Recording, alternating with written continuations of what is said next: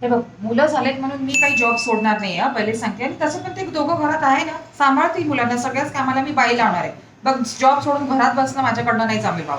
आई, मी job continue करणार आहे. तुम्ही या दोघांना सांभाळाल ना, मी सगळ्या कामांना बाई लावून देते. अगं जा तू ऑफिसला, मी सांभाळते बरोबर दोघांनाही.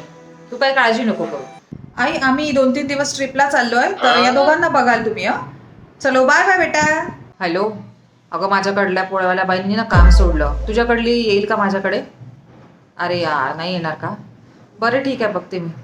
बाई नाही मिळाली, आता मलाच करावं लागेल सगळं. घरचं पण बघा, सगळं पण बघा. एकतर वर्क फ्रॉम होम मिळत नाही.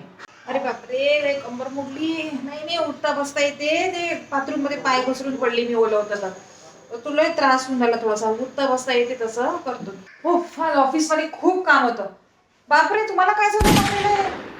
अरे बापरे, मग सांगितलं नाही फोनवरती तुम्ही मला? आई, मी विचार करत होती की जरा आईकडून होऊन येते आणि 8-10 दिवस मी वर्क फ्रॉम होम घेईल. या मुलांना पण आता तुमच्याकडनं बघणं नाही होणार ना. कमरेचा पण त्रास, थोडं तुम्हाला पण आराम होईल. हे तुम्हाला डॉक्टरकडे घेऊन जातील. आणि मी पण 8-10 दिवसांनी येईल रिटर्न. काळजी नका करू तुम्ही. आता यांना पण बघणं होणार नाही ना तुमच्याकडनं. मग मी पण जाऊन येते जरा.